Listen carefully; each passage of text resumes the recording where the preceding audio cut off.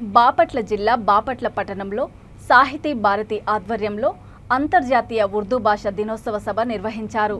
సారే జహాసే అచ్చా హిందూ సితా హమారా అంటూ భారతదేశ ఔన్నత్యాన్ని చాటి చెప్పిన గీతాన్ని రచించిన అల్లామా మహమ్మద్ ఇక్బాల్ జయంతిని అంతర్జాతీయ ఉర్దూ భాష దినోత్సవంగా జరుపుకుంటామని ప్రముఖ ఉర్దూ సాహితీవేత్త, ఉర్దూ టీచర్ జనాబ్ షేక్ మహమ్మద్ కాసిం వివరించారు.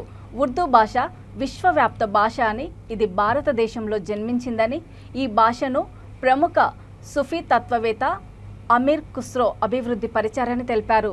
ఈ సభకు సాహితీ భారతి అధ్యక్షులు రావూరి నరసింహవర్మ అధ్యక్షత వహించారు.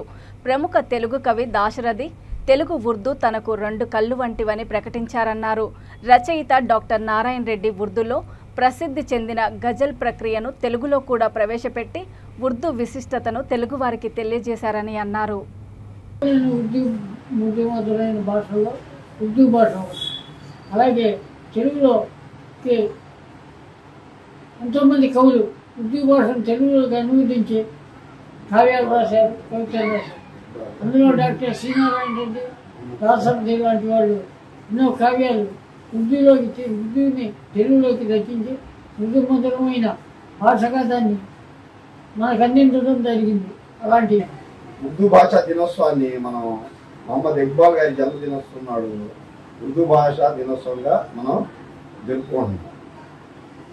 ఉర్దూ భాష అనేది మనం ప్రపంచ దేశాల్లో ఎక్కడికి వెళ్ళినా కూడా మనం ఉర్దూ భాష నేర్చుకుని ఉంటే, ఉర్దూ మరియు ఇంగ్లీష్ ఇద్దరు రెండు నేర్చుకుని ఉంటే మన ప్రపంచ దేశాల్లో ఎక్కడికైనా సరే వెళ్ళి చలామణి కాగలుగుతాం. అందుకని ఉర్దూ భాష యొక్క ప్రాముఖ్యతను మనం గమనించి అందరూ ఉర్దూ నేర్చుకోవాలి, ఉర్దూ భాషని అభివృద్ధి చేపట్టాలని నేను భావిస్తాను.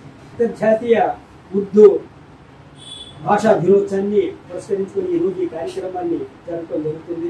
ఉర్దూ భాష మనం నేర్చుకున్నందువల్ల ఇంగ్లీషు నేర్చుకోవచ్చు, ఉర్దూ భాష నేర్చుకోవచ్చు, వాళ్ళకి ఇష్టం వచ్చినప్పుడు మాతృభాష నేర్చుకోవచ్చు.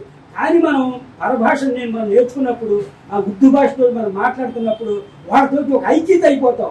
ప్రపంచవ్యాప్తమైన భాష ఉర్దూ భాష. ఉర్దూ భాషకు ఒక ప్రాంతము, ఒక మతము, ఒక కులము అనేది ఏదీ లేదు. ఉర్దూ భాష ప్రపంచవ్యాప్తమైన భాష ఉర్దూ భాష. ఈనాడు ఉన్నటువంటి 7,000 పైచిలుకు భాషల్లో ఉర్దూ భాష 11వ స్థానంలో ఉందని చెప్పేసి మనం ఈరోజు గర్వంగా చెప్తున్నాం. గజల్స్ ప్రక్రియ అనేది ఉర్దూ భాషలోంచి వచ్చింది. ఈ రోజు మనం అనుకుంటున్నటువంటి హైకూలు అనేవి ఇవన్నీ కూడా ఉర్దూ భాషలోంచి వచ్చినవి, రుబాయియా లాంటివి.